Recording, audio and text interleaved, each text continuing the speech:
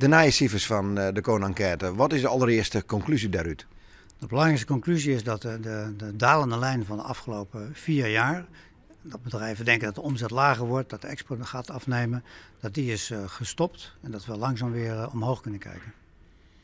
En ja, waarop is dat optimisme baseren?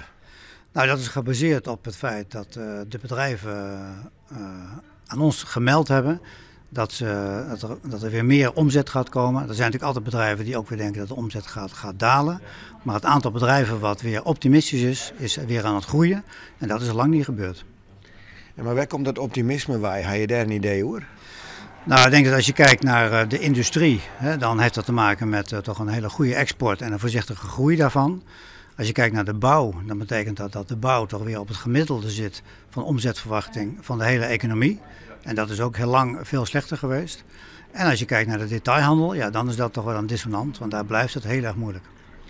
Die detailhandel die gaat echt toch hele zwieren tijden. Zie je daar een mogelijke kentering in of is dit structureel?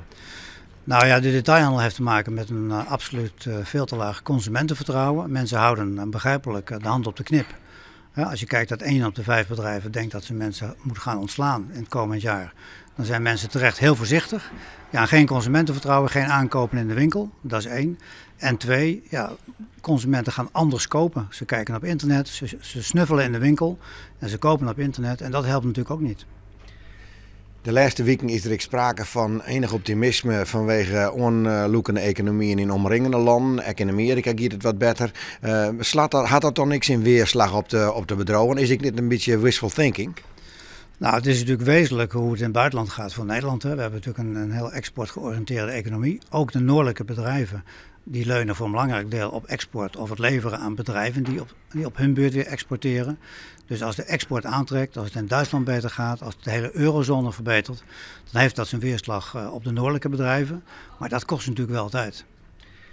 Als we nou concluderen, het dieptepunt is bereikt, kunnen we dan niks zeggen van binnenkort wordt het weer beter?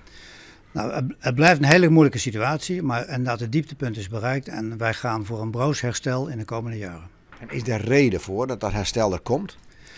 Nou, er is in ieder geval noodzaak voor. En als je naar de cijfers kijkt, dan zie je gewoon dat het herstel aanstaande is. Ook als je kijkt naar de omstandigheden in economieën rondom Nederland, dan is het ook redelijk om te veronderstellen dat die stijgende lijn, die heel voorzichtig wordt ingezet, ook de komende tijd zal doorzetten.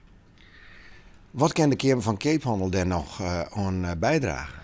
Nou, de Kamer die spant zich in voor bedrijven die willen groeien, bedrijven die willen starten, bedrijven die exporteren, die internationaliseren, maar ook bedrijven die in de moeilijkheden raken. We hebben een project Ondernemen in Zwaar Weer en daar helpen we bedrijven bij die in een 5 voor 12 situatie zitten om te kijken wat de beste uitweg daaruit is. Nou heb ik geen inzicht in die cijfers precies, maar is nou bijvoorbeeld de groei die het in de zuivel en bijvoorbeeld de ICT-plak vindt, had die nou een grote positieve invloed op deze cijfers? Nou, een belangrijke kurk natuurlijk voor de noordelijke economie is alles wat er met voedselproductie gebeurt. Hè. Enorme investeringen in de zuivel, dat helpt enorm.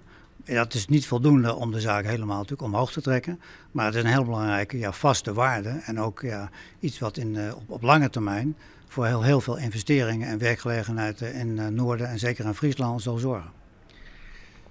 De bouwbedrijven, die bouwsector had geweldige klappen op Ron. Is er nou enige reden om te denken dat de bouw de komende jaren weer wat groeien zal? Nou, dat heeft alles te maken met een goed beleid voor de lange termijn om de woningbouw weer flink aan te jagen. Nou, daar zijn nog niet echt tekenen voor. Dat zal moeilijk blijven. Ja, we zien toch wel dat na de enorme krimp in de bouw het nu zo is dat de bouw, als het gaat om de toekomstverwachting, de omzetverwachting, op het gemiddelde zit van de noordelijke economie. En dat is ook lang niet zo geweest. Dus een beetje optimistisch ook daar? Ja, ook zelfs in de bouw kun je zeggen dat het ietsje beter gaat.